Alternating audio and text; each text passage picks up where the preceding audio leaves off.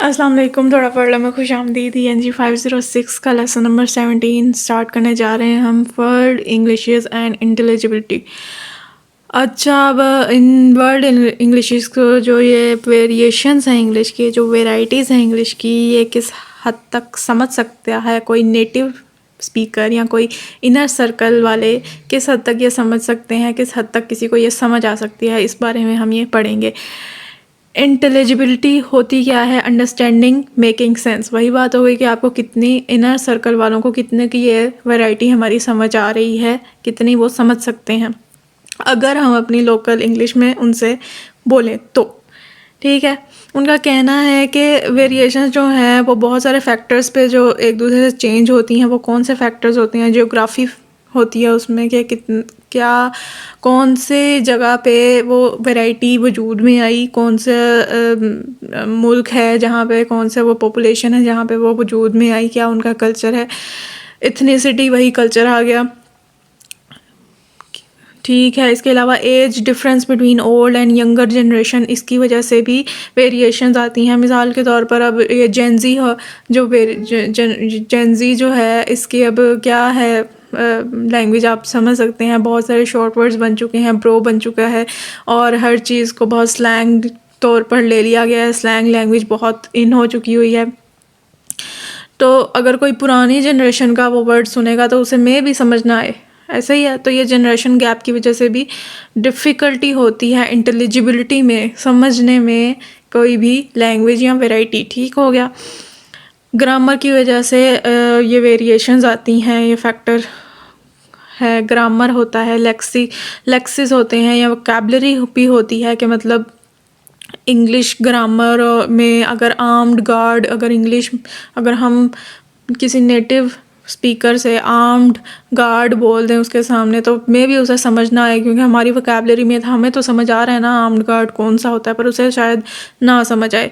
इसके अलावा sentence structure जो होते हैं उसकी बिना पे भी वेरिएशंस होती हैं। जैसे उन्होंने कहा है पाकिस्तानी इंग्लिश और इंडियन इंग्लिश में कोई कैसे बोलता है कि वाई आर यू लेट, वो हम ऐसे नहीं बोलते, हम बोलते हैं वाई यू आर लेट, हम इस तरह बोलते हैं। तो इस वजह से भी सेंटेंस स्ट्रक्चर की वजह से भी वेरिएशंस आती हैं। एक्सेंट की वजह से तो आती ही आती हैं कि पाकिस्तानी एक्सेंट अलग है, जो इंडियन एक्सेंट अलग है, ब्रिटिश अलग है, अमेरिकन अलग है, तो ये सारी अलग हैं। ठीक है, अच्छा अब ये देख लें, ये जो है उनका कहना है कि intelligibility is not an abstract idea. इतना एब्स्ट्रैक्ट आइडिया नहीं है, बस कुछ आपने कॉन्टेक्स्ट देखने होते हैं जिसकी बिना पर आपको समझ आती है कोई भी चीज़ या कोई भी वैरायटी। वो क्या है कि स्पीकर कौन है, लिसनर कौन है, सिचुएशन कौन सी है, टाइम क्या है और पर्पस क्या है। ये चीज़ें अगर हों तो आपको समझ आ सकती है। तो ये बस एक पढ़ने की चीज़ है बस। ठीक है, topic number 98, components of intelligibility. अब जी कंपोनेंट्स क्या हैं? The holistic notion of intelligibility is divided into 3 components. 3 components में उन्होंने एक एज अ होल, एक मजमूई तौर पर उसका जो नोशन है वो इकट्ठा कर दिया है। वो क्या है? 3 कंपोनेंट्स हैं, इंटेलिजिबिलिटी, कंप्रीहेंसिबिलिटी, इंटरप्रेटेबिलिटी। मतलब कि उन्होंने कहा है कि आप तब तक ये नहीं समझ सकते, कोई भी वैरायटी आपको समझ नहीं आ सकती जब तक ये 3 कंपोनेंट ना हों उसमें। मतलब आप ये 3 कंपोनेंट से होके ना गुजरें। ये 3 कंपोनेंट होंगे तो समझें कि वो इंटेलिजिबल है, वो आपको समझ आ रही है लैंग्वेज। ठीक है, ये जिस स्मिथ ने दिया था, Smith has seated in Kachru Nelson. ठीक है, अब सबसे पहले क्या आता है? इंटेलिजिबिलिटी आता है। इंटेलिजिबिलिटी से क्या मुराद है? Level of sounds. मतलब सिंपल तौर पर आपको बताऊं कि सबसे पहला ये लेवल है। इसमें आप अगर आप मिसाल के तौर पर आप नेटिव स्पीकर हैं, ठीक है, आप किसी दूसरी वैरायटी को, इंग्लिश वैरायटी के बंदे को सुन रहे हैं, अगर आप उसके जो साउंड्स हैं, जो वो बोल रहा है, जो वो वर्ड्स प्रोनाउंस कर रहा है, आप उसे समझ पा रहे हैं, आप उसे पहचान पा रहे हैं, तो समझ लें कि आप इंटेलिजिबल लेवल तक पहुंच चुके हैं। उस लैंग्वेज की इंटेलिजिबिलिटी आ गई है, ये कंपोनेंट से आप गुजर चुके हुए हैं। लेवल ऑफ साउंड्स का आप रिकग्नाइज कर पा रहे हैं, तो समझ लें आप समझ रहे हैं। क्या है जी? रिकग्नाइज अ स्पोकन वर्ड और वर्ड्स, एक वर्ड जो बोला गया आप उसकी प्रोनाउंसिएशन को समझ पा रहे हैं, आप रिलेट कर पा रहे हैं कि हाँ ये इंग्लिश में मौजूद होता है। इसके अलावा आप रिप्रोड्यूस भी कर पा रहे हैं इन राइटिंग, आपने उसकी प्रोनाउंसिएशन सुनी, आप उसे लिख भी सकते हैं। ठीक है, एक तो रिकग्नाइज कर रहे हैं, दूसरा रिप्रोड्यूस भी कर रहे हैं। Topic number 99, comprehensibility. अब कम्प्रीहेंसिबिलिटी में क्या आता है? Assigning meaning to utterances. आपने वो साउंड पहचान ली, अब आपको उसका मतलब भी पता है। ठीक है, आपको उसका मतलब पता है, मतलब आपने कम्प्रीहेंसिबिलिटी के कंपोनेंट से आप गुजर चुके हैं। सिंपल, मतलब ये टेबल है, उसने टेबल का वर्ड बोला, आपने उसकी साउंड सुनी, आपको साउंड पहचान लिया आपने, आपको उसका मतलब भी पता है। बस यहाँ तक आपने कामयाब हो गए आप। ठीक है, अब आगे आता है म्यूचुअल, जैसे कि अब यहाँ पे बोला है जैसे कि अब यहाँ पे है, mutual alliance is a culturally significant collocation with respect to marriage arrangement. अब ये म्यूचुअल अलायंस जो होता है, ये ज़रूरी नहीं होता कि हर किसी को ये आप समझ आए, तो वो उसे नहीं समझ आएगा इसका मतलब, तो समझ लें कि वो कम्प्रीहेंसिबिलिटी के लेवल तक नहीं पहुंचा। ठीक है, टॉपिक नंबर 100, इंटरप्रेटेबिलिटी।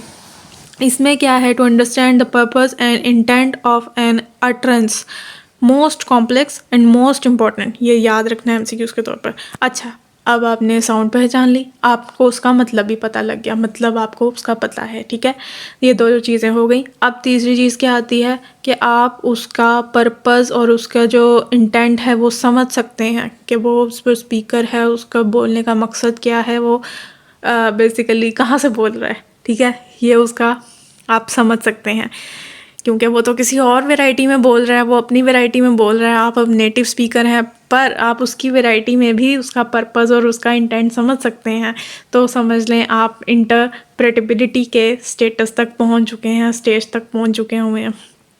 ठीक है, मिसाल के तौर पर अब इसकी सीधी सी मिसाल है कि अब आपकी अम्मी अक्सर कहती हैं कि पास आओ, कुछ नहीं बोलूँगी। ठीक है, ये अब आपको पता लग जाता है इसके पीछे का ना मकसद क्या है, अम्मा ने पास बुला के तो मारना है। तो ये जब आप मकसद जान जाते होते हैं ना, ये इंटेंट जान जाते होते हैं, तो समझ लें आप उसके इंटरप्रेटेबिलिटी के स्टेज तक पहुंच गए हैं, और आपने तीनों स्टेजेस पार कर ली हैं, और अब वो आप वैरायटी पूरे तौर पर समझ सकते हैं। बस ठीक हो गया। Topic number 101, intercultural competence. इस पूरे टॉपिक में बस आपने ये याद रखना है कि ये use of yes in different culture, वो भी एमसीक्यूज़ के तौर पर, कि यस का इस्तेमाल इन डिफरेंट कल्चर्स में कैसे होता है। बुरुंडी एक कल्चर है, उसमें यस इस्तेमाल करते हैं अपनी ओपिनियन देने से पहले, यस आई डेफिनेटली एग्री। ठीक है, इसके अलावा जो अमेरिकन इंग्लिश है उसमें कैसे ये जो वुमेन है वो क्या इस्तेमाल करती है, अमेरिकन इंग्लिश मैन क्या इस्तेमाल करता है, और जापानीज़ में कैसे इस्तेमाल करता है। बस ये आपने एमसीक्यूज़ के तौर पर देखना है, और ये समझने की ज़रूरत नहीं है, ना ये इतना इम्पोर्टेंट है। और क्वेश्चंस मैं आपको बता देती होती हूँ। क्वेश्चन जी, आपने ये जो वेरिएशंस आती हैं किस बेस पे आती हैं ये आपको पता होना चाहिए। इसके अलावा ये बहुत इंपॉर्टेंट क्वेश्चन है कि ये स्मिथ का वो पूछ सकते हैं कि स्मिथ ने क्या कंपोनेंट्स दिए इंटेलिजिबिलिटी के, या होलिस्टिक नोशन क्या है इंटेलिजिबिलिटी का। ये आपने 3 उसके कंपोनेंट्स याद रखने हैं, और इनके कॉन्सेप्ट भी याद रखने हैं डिटेल में, मतलब कि इंटेलिजिबिलिटी का क्या है, क्या मतलब है, कौन सी ये स्टेज होती है, कम्प्रीहेंसिबिलिटी क्या स्टेज होती है, इंटरप्रेटेबिलिटी क्या स्टेज होती है, ये आपको पता होना चाहिए बस। और बस इसी के साथ होता है हमारा लेसन ख़त्म। अपना ध्यान रखें, दुआ में याद रखें। अल्लाह हाफ़िज़।